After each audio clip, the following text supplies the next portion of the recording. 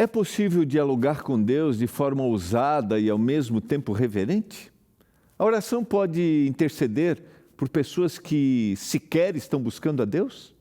No estudo de hoje, nós vamos ver que o poder da oração se manifesta quando nós apelamos à justiça e à misericórdia de Deus, confiando no seu caráter acima das circunstâncias. Está no ar o programa Escola Bíblica.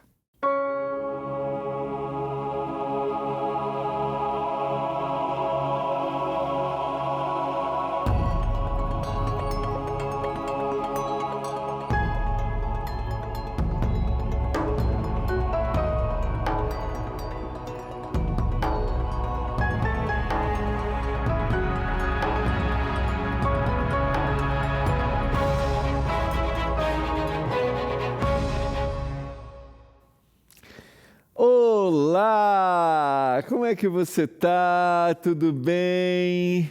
Como é que foi seu final de semana? Tudo na paz? Estamos começando mais um programa Escola Bíblica, aqui pela TV Novo Tempo, canal da Esperança. Que bom ter a sua companhia, que bom estarmos juntos para estudar a Bíblia. Essa temporada estamos estudando um tema que particularmente, todos os temas eu curto muito, mas eu tenho aprendido muito sobre o tema da oração, muito, tenho lido. Sabe, eu tenho dito aqui para você, que é muito mais do que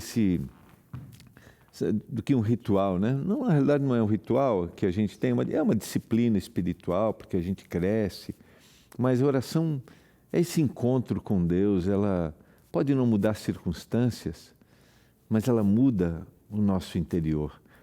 E ela faz com que a gente cresça no contato com Deus. A gente vai desenvolvendo confiança. E a gente tem tranquilidade. Paulo vai dizer que o Senhor nos traz a paz que excede a todo entendimento e se dá através da oração.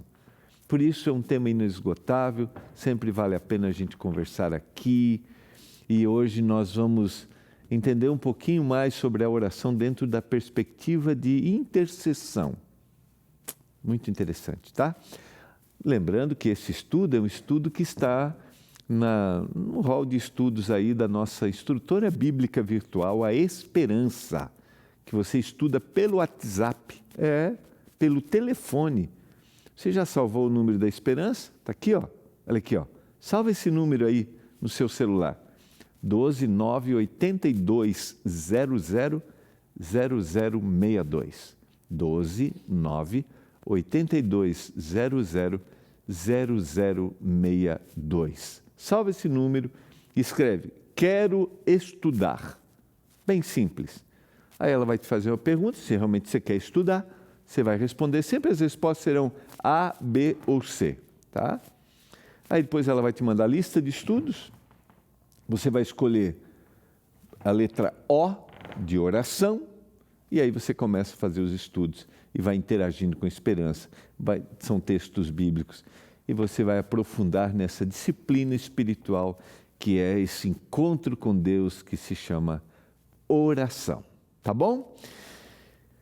E aí, final de semana, você conseguiu ir à igreja? Eu te convidei na quinta-feira para ir na igreja adventista, que nós aqui da Novo Tempo fazemos parte. Você conseguiu ir? Você será bem-vindo. Você faz parte de uma outra comunidade religiosa? Será bem-vindo.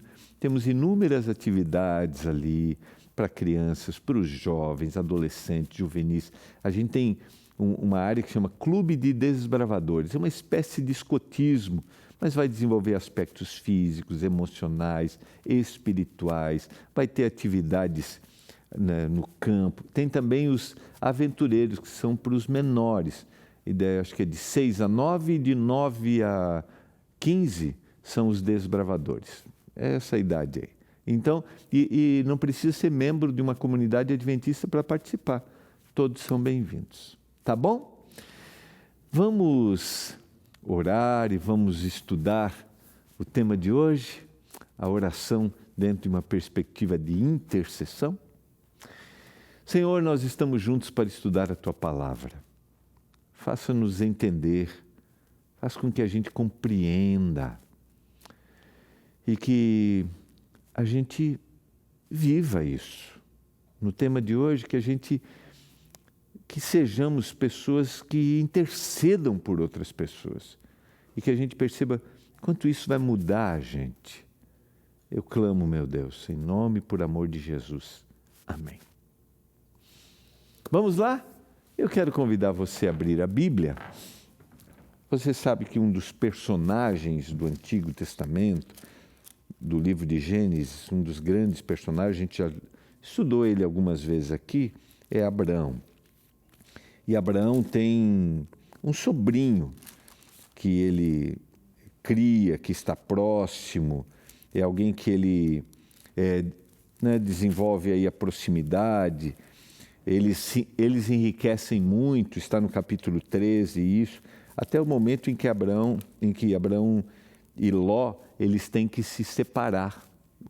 E Abraão diz, pode escolher o lugar que você quer ir, ele olha do alto, assim, as campinas, a proximidade, né, uma terra fértil, e ele escolhe viver perto das cidades de Sodoma e Gomorra. O final do capítulo 13 fala sobre isso.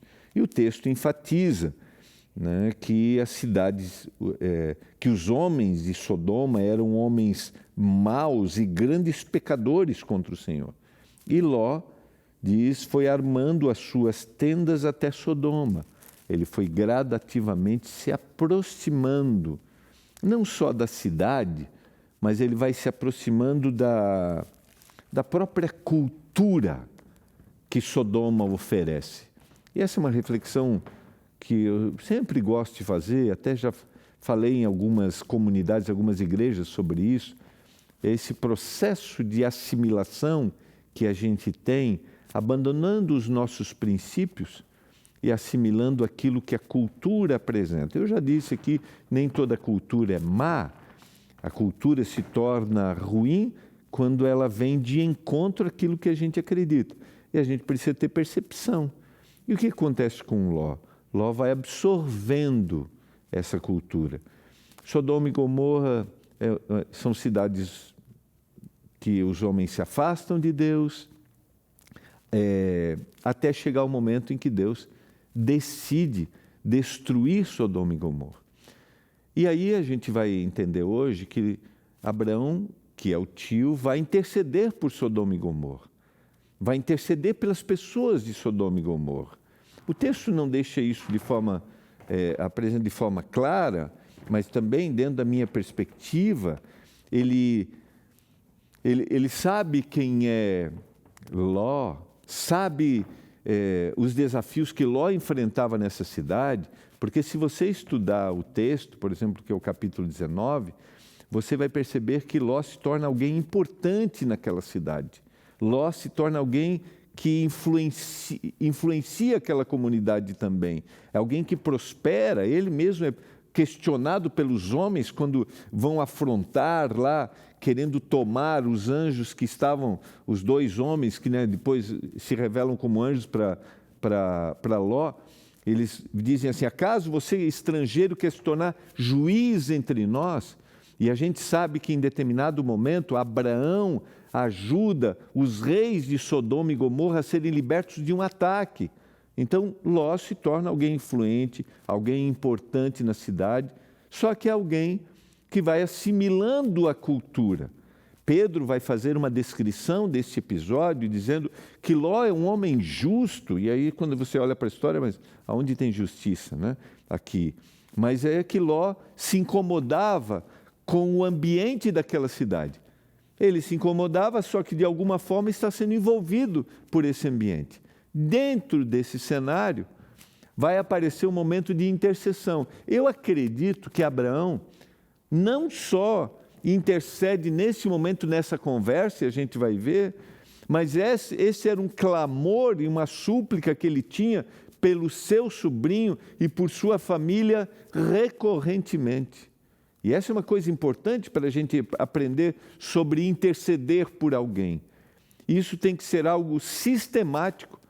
A oração de intercessão não é um momento isolado, eu faço uma intercessão agora, mas eu tenho que ter ali uma constante prática para orar, e interceder para que o Espírito de Deus haja. Agora, será que há limite? Alguém, por exemplo, que não quer nem saber de Deus? Não, quando eu intercedo, eu aciono nesse conflito entre o bem e o mal, eu digo para Deus assim: Senhor, por favor, haja naquela pessoa. E o meu ato de intercessão faz com que o Espírito Santo haja de forma intensa naquela pessoa. O Espírito Santo está agindo? Está, mas a minha intercessão, o meu clamor é ouvido pelo Senhor, e dentro do conflito do bem e do mal, o Senhor tem muito mais ações em prol daquela pessoa. Aí você vai dizer assim: se eu não orar, o Senhor vai limitar-se? Não, o Deus é justo, Deus proporciona tudo para todos. E aí entra uma coisa importante da intercessão. O ato de interceder não muda uma circunstância simplesmente, não gera uma circunstância simplesmente, mas o ato de interceder me submete a olhar para o outro, olhar para a pessoa da forma correta. Às vezes alguém que não quer ouvir. Eu deveria interceder por povos que não querem receber o Evangelho. Eu deveria, ou devo, devo interceder por povos, por pessoas que não querem ouvir. Você sabe que a oração é uma coisa que ninguém pode negar. A pessoa pode não saber, mas você está orando, você está clamando, você está dizendo: Senhor, por favor, entende? Isso muda a mim, me dá o olhar correto para essa pessoa. O olhar de salvação e de misericórdia, que é o olhar que eu tenho que ter. A gente viu na quinta-feira a história de Jonas. Jonas precisou aprender a ter um olhar correto para as pessoas, porque não há exclusividade de salvação, queridos. O meu olhar tem que ser igual para o mundo inteiro, até para aquele que eu estou dizendo para esse não tem solução, tá? Vamos, então, o que está escrito no capítulo 18. Esse é um capítulo interessante. O Senhor, através dos anjos, vai aparecer Abraão. O Senhor aparece a Abraão e os dois anjos estão ali.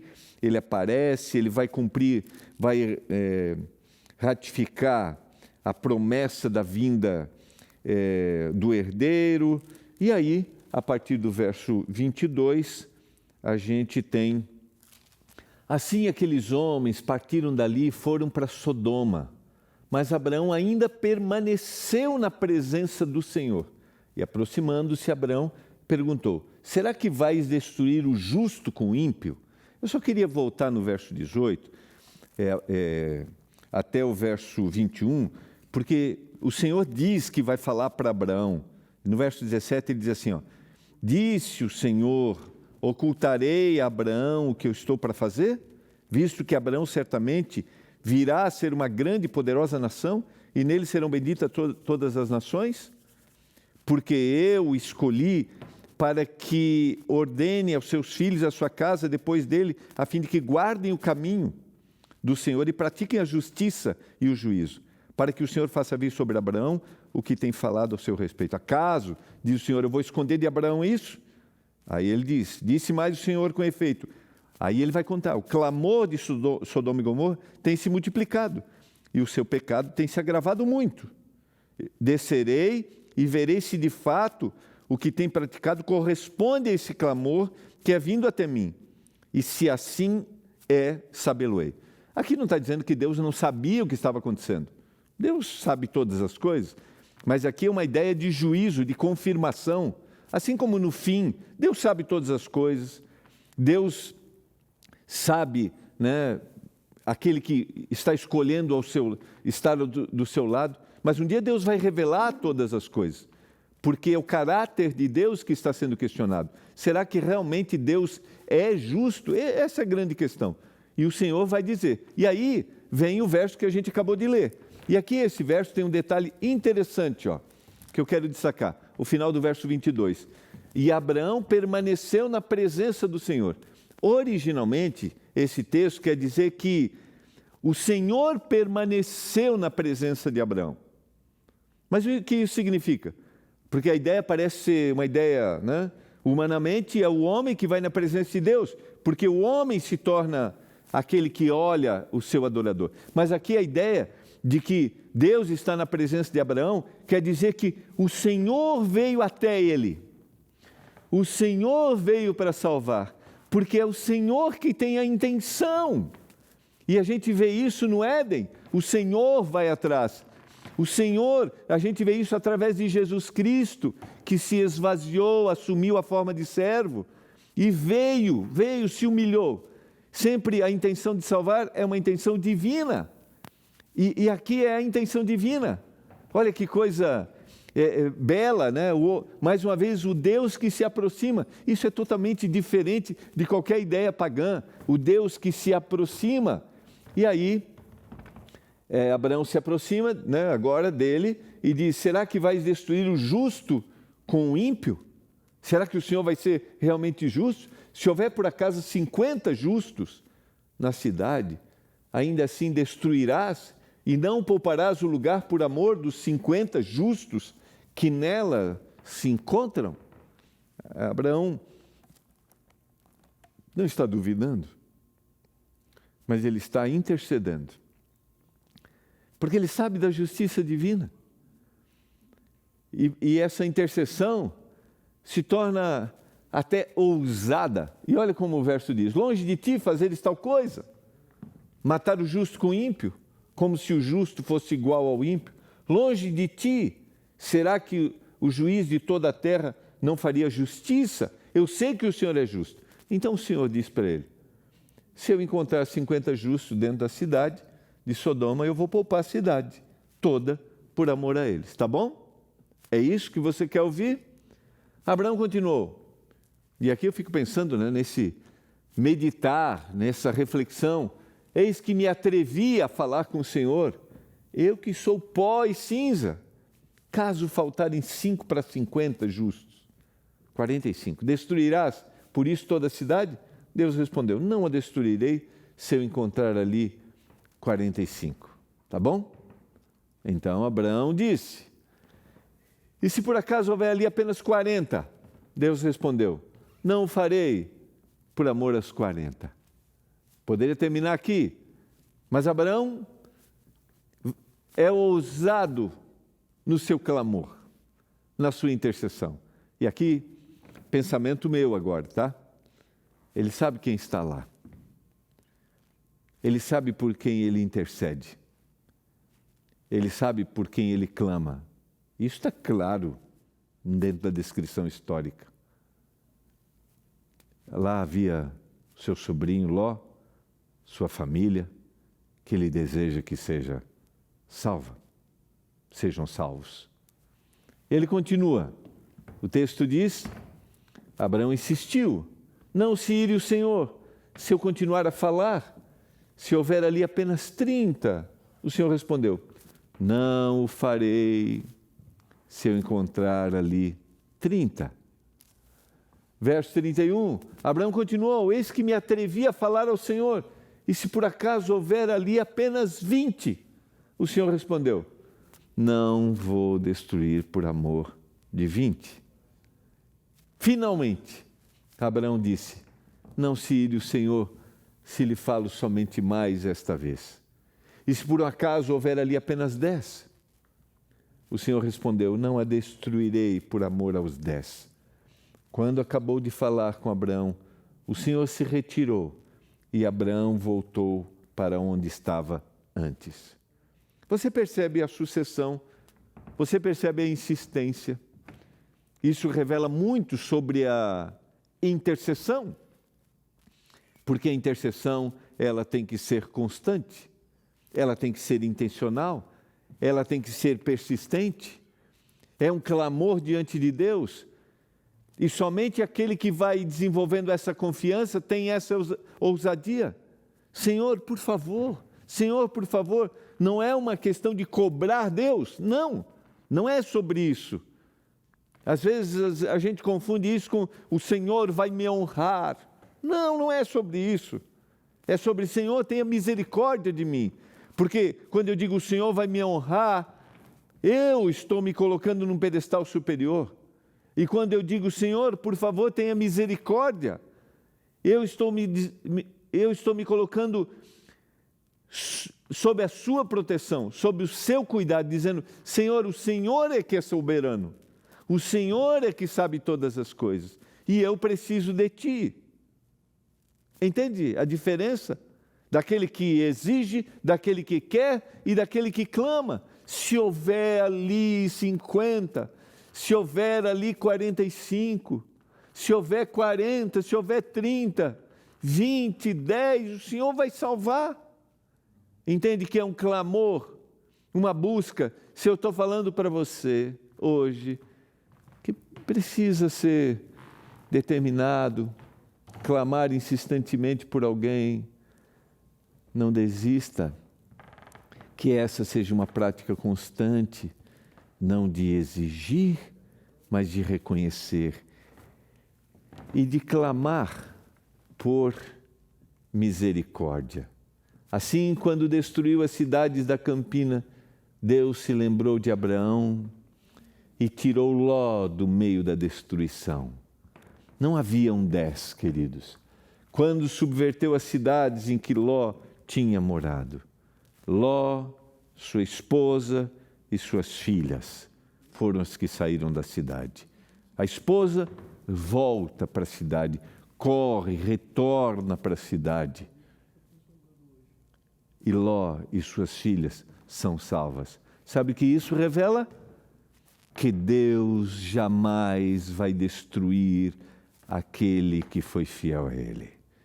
No final da história deste mundo, quando finalmente a terra for transformada, o Senhor salvará aquele que for fiel. Muitos desses estão dormindo o sono da morte no pó da terra, e esses serão resgatados. São aqueles que o Senhor resgatará. Muitos desses talvez estejam nas profundezas do mar, morreram, estão lá, o Senhor os resgatará. Ao longo de todos esses milênios, o Senhor tem aquele que foi fiel e o Senhor os tirará, os chamará e dará outra vez vida e eles serão transformados. Sabe por quê? Porque o Senhor não vai destruir o justo com o ímpio. O Senhor tirou da cidade o justo Ló. Olha que coisa, olha que ação poderosa de Deus para salvar. Esse é Deus. Algumas lições importantes, queridos, para te motivar, como eu disse. Nós estamos aqui não para te ensinar somente, não para compartilhar uma verdade da palavra. Nós estamos aqui para te motivar a estudar a Bíblia. E hoje quero te motivar a orar pelos outros. Oremos uns pelos outros. Vamos interceder, porque interceder é mais do que simplesmente fazer pedidos. É colocar-se na brecha em favor de alguém, clamando por misericórdia, direção, cura, libertação ou salvação. Você tem aí na sua lista pessoas que precisam de misericórdia, pessoas que precisam de direção, pessoas que precisam de cura, pessoas que precisam de libertação, de salvação. Clame por essas pessoas. Clame, porque aí você se rende e você reconhece quem é poderoso. E o interceder por alguém, como eu mencionei, me dá um olhar correto para as pessoas, que é o olhar divino. E nós devemos orar por aqueles que, aos nossos olhos, a gente diz assim, esse não merece, esse não tem solução. Como eu mencionei, não há exclusividade para a salvação. O Senhor quer salvar. Não sou eu que determino. Oremos por todos. Ficaremos surpreendidos na eternidade quando aqueles que a gente não dava crédito, será que a gente vai estar lá por não dar crédito? Para a gente pensar, né? Porque estarão lá aqueles que têm um coração transformado, que disseram, Senhor, talvez aos meus olhos eu possa achar que não tem, mas eu quero clamar por essa pessoa. Eu quero clamar por essas pessoas. Para o Senhor não tem diferenças, queridos. Não tem diferença étnica. Não tem cor. Não existe. Não existe. O Senhor morreu por todos. E quer salvar a todos. Por isso clamemos. A intercessão é uma expressão de compaixão e coragem, que nos leva a clamar até mesmo por aqueles que aos olhos humanos pareciam sem esperança. Tem alguém que você diz que não tem esperança? Interceda, clame, clame. O poder da intercessão não está apenas nos resultados visíveis, mas principalmente na transformação que ela provoca no intercessor. É o meu coração que precisa ser mudado para ter um olhar correto. Orar por outros vai mudar o meu coração. Eu vou ter o olhar de Jesus Cristo. É esse olhar que eu preciso. Quando nós oramos pelos outros, o nosso coração é moldado para refletir o amor e a compaixão de Cristo. Por isso intercedemos. Não é sobre uma mudança externa. A oração, queridos, intercessora não manipula Deus, mas coopera com a justiça divina. E é isso que o Senhor quer que eu faça. O poder da oração está em confiar que Deus fará o que é justo. Tem alguém que você ama, que precisa da sua intercessão? Tem alguém? É hora. Quero te convidar a orar. E não é sobre a ação divina lá. É sobre a ação divina lá e aqui, no meu interior, para eu olhar com compaixão, para eu não desistir, para eu ter paciência, para eu ir um pouco mais, um pouco mais. Senhor, eu clamo em nome de Jesus Cristo. Ajude-nos a sermos intercessores, a orarmos uns pelos outros. Orar por aquele que talvez a gente diga, esse não tem jeito, esse não merece. Por favor, Pai, nos ajude. Molda o nosso coração para a gente ter a compaixão de Cristo. E que a gente interceda sempre, todo dia. Que essa seja uma prática diária, constante na nossa vida. Em nome do Salvador eu clamo. Amém. Foi um privilégio estarmos juntos, que a bênção do Senhor esteja sobre você, esteja sobre sua casa. Faça a sua listinha, seja constante, ore. Ore por aquele que talvez você diga, esse não tem jeito, o Senhor vai agir. A gente se vê.